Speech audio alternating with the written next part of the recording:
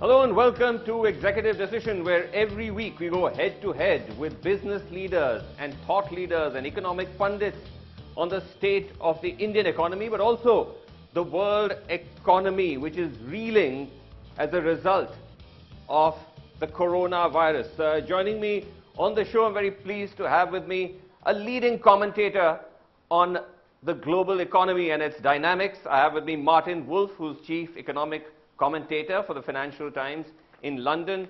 Martin Wolf, thank you so much for joining us on NDTV, and hope you're staying well and safe. Yes, I'm well. My family is happily well, and I'm delighted to be with you. Okay.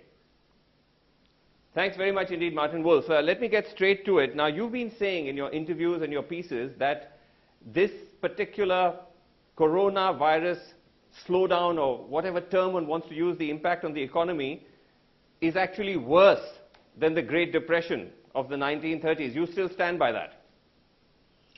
Well, the way I define it, I've been very precise in what I've said. The decline we are now experiencing in output this quarter across much of the world economy seems to be unprecedented. We don't yet know because we haven't got to the end of this quarter, but it looks as though we're going to have absolutely colossal declines in output. So it is the sharpest decline in output ever since we started measuring this. It's not necessarily, and I hope very much not going to be as prolonged as the Great Depression was. Depends on the decisions we're now going to take.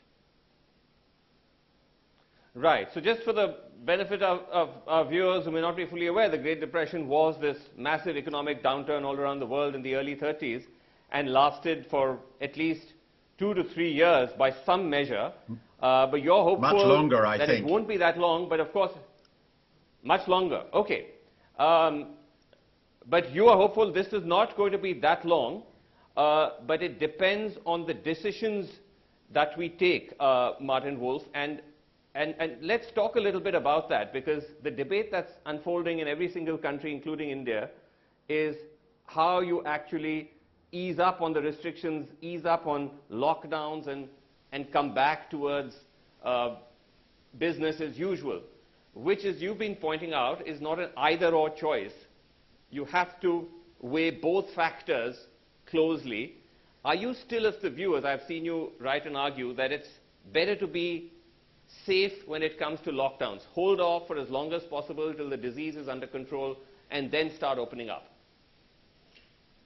Well, let's step back a moment and just think about what the really big danger is. It seems to me the biggest danger for the economy and also for society is if we reopen, the disease explodes upwards in a second wave, very similar to the first wave. Of course, in India it was very limited, but in other countries it was huge. And then the government has to impose another lockdown. That will be devastating for the economy and for confidence. So that must be avoided. For that reason, it seems to me extremely important that when we release the lockdowns, we have brought the disease under control to a substantial degree, and we have the mechanisms, testing, tracing, and of quarantining, as well as the social distancing mechanisms in place to keep the disease suppressed. Otherwise, we have this terrible prospect of multiple waves of the disease, and that could go on for a year or 2 years till a cure is found, and then the economy would be shattered, I think. Right. Now, when we look at countries around the world that are actually easing up restrictions, America is moving towards that. Several states in America are coming up with their own way of getting out of lockdowns. Countries in Europe are starting to do that. Britain, not yet. Do you feel convinced that those countries, the ones that are easing up restrictions and lockdowns, are ready to do that? I think the answer to that, as far as I can see, is it varies. There are countries in Northern Europe, Germany is a very good example, which have very well developed testing capacity, where the incidence of the disease is currently pretty low. Austria is another one. There are a number of Northern European countries where I think it makes sense to loosen. Sure. Denmark is a very important, small example, but very well managed. But in other countries, Southern Europe, where the incidence is still quite high, a lot of the United States, though not all, I think it's really quite risky. So I think it varies very much. At the extreme one end, we have the superlative example of South Korea and Taiwan, and at the opposite end, we've had the immense difficulties of countries like Italy and the UK, and the differences are so great that they can't all follow the same release from the lockdown. Right. But at the same time, governments are also committing funds to try and protect their economies during this time, even as they grapple with questions of whether to come out of the lockdown or not. And we've seen countries commit trillions of dollars. I just was looking at some figures here based on some research we found. Please feel free to correct me.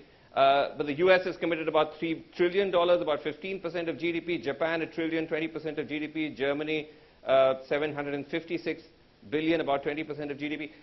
Great Britain, obviously, as well. Now, are these going to help?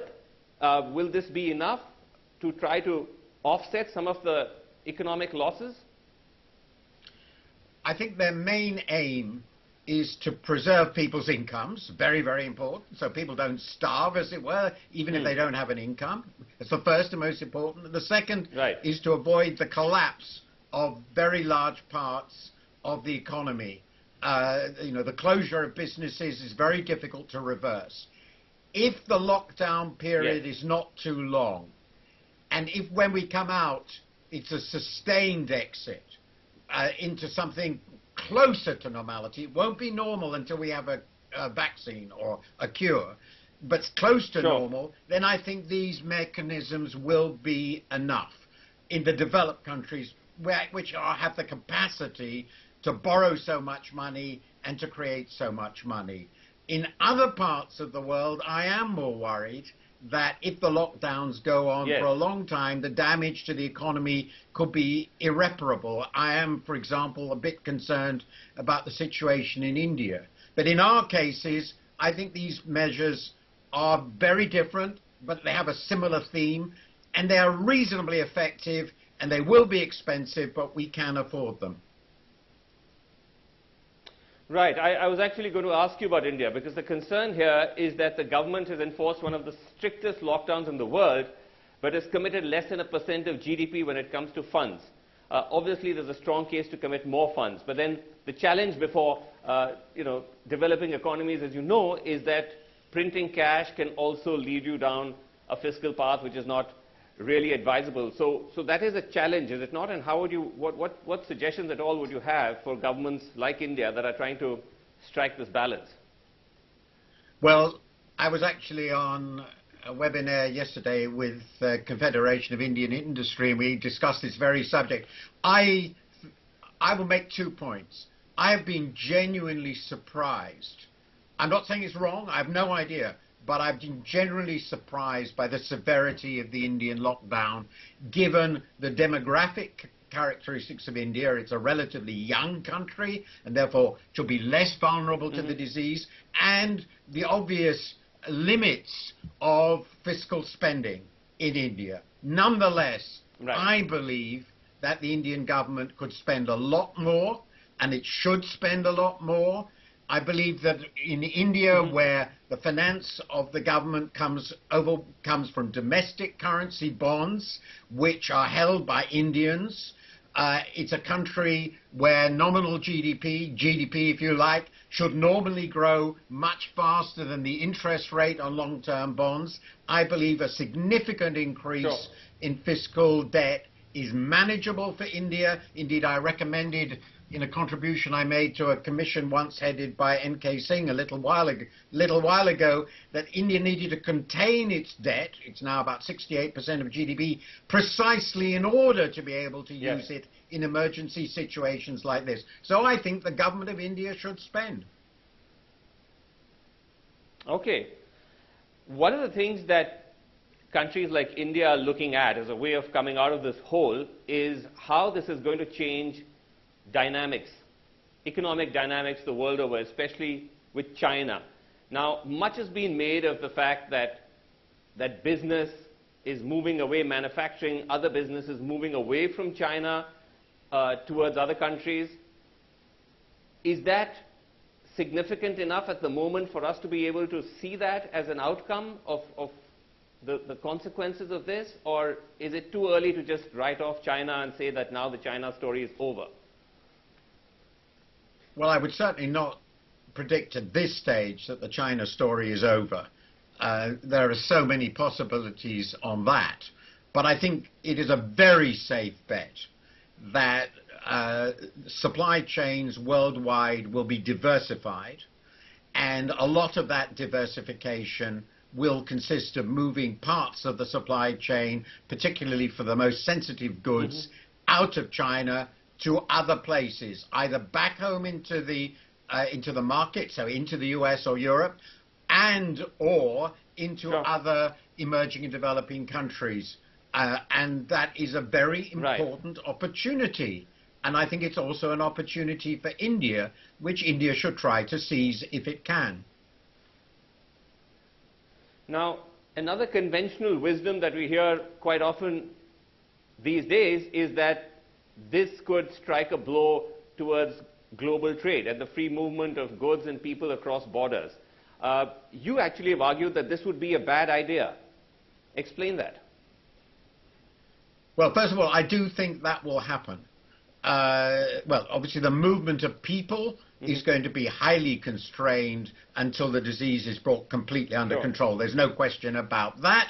And it is clear that, though it's not as dramatic as I feared, but the general direction of policy in this period is somewhat towards protectionism. And of course, that was well in place before that, particularly with Donald Trump.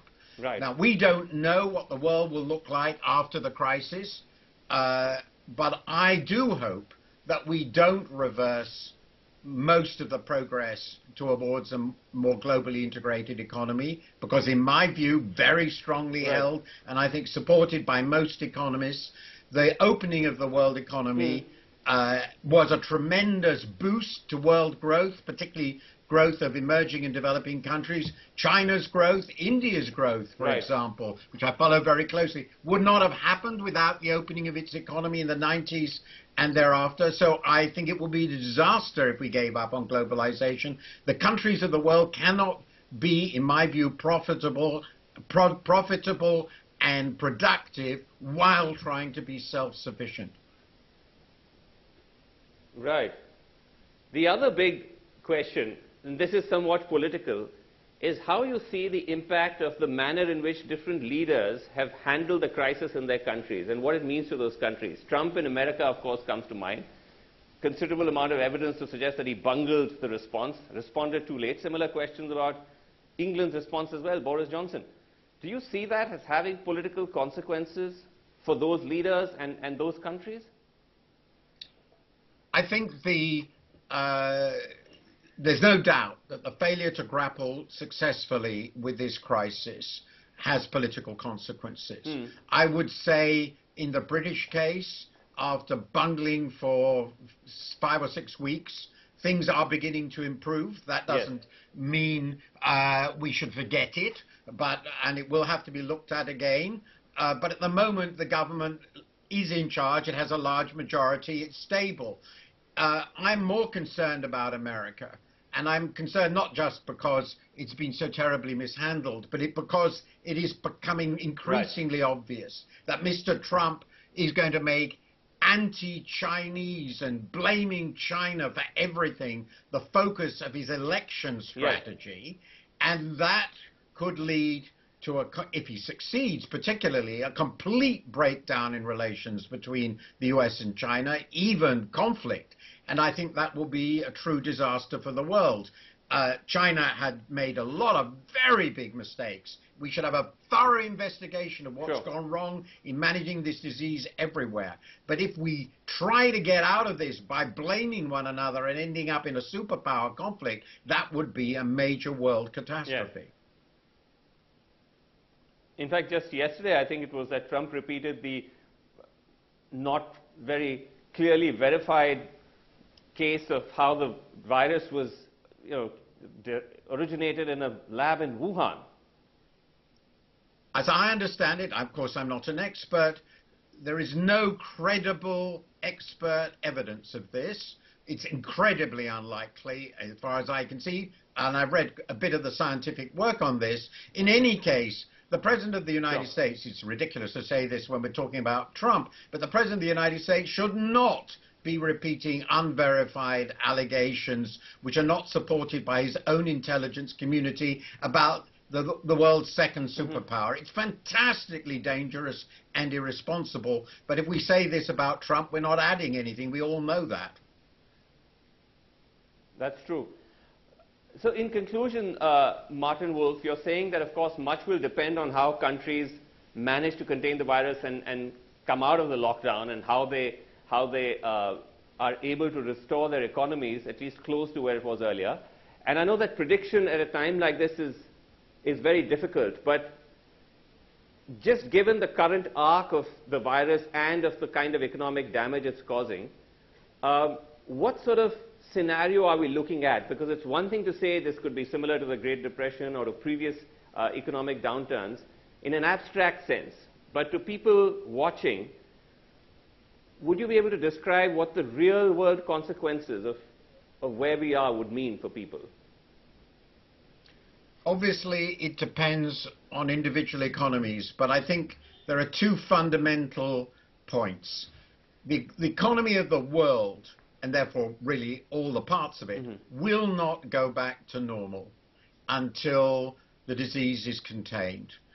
And because we all depend on one another, we need export demand, all of us, less so very big countries, but all of us to some degree. That means we are all on the back foot, as it were. So that's the first point. That given, provided we get the disease under control in most major countries, and we should be seeing recoveries in the third and fourth quarter, and if we don't have big reversals in important countries, on which I'm not sure, then we should continue to see recovery next year. But I would be surprised if the world economy returned to where it was in 2019 before 2022. Sure. I think it will take quite a while. The recovery will probably be nothing like as fast as the collapse. I hope I'm wrong, and that means for ordinary people, unemployment will remain high, wages and real wages will probably continue to be suppressed. A lot of important businesses like tourism, international travel, restaurants, entertainment will continue to be very, very weak. And of course, that will affect the lives of hundreds of millions of people. Right. Well, bleak times ahead, but let's hope and keep our fingers crossed that somewhere curves around the world for the virus will start to flatten. Martin Wolf, thank you so much indeed for talking to us. It's been a pleasure. A great pleasure, and I hope everything goes well in India. Thanks very much.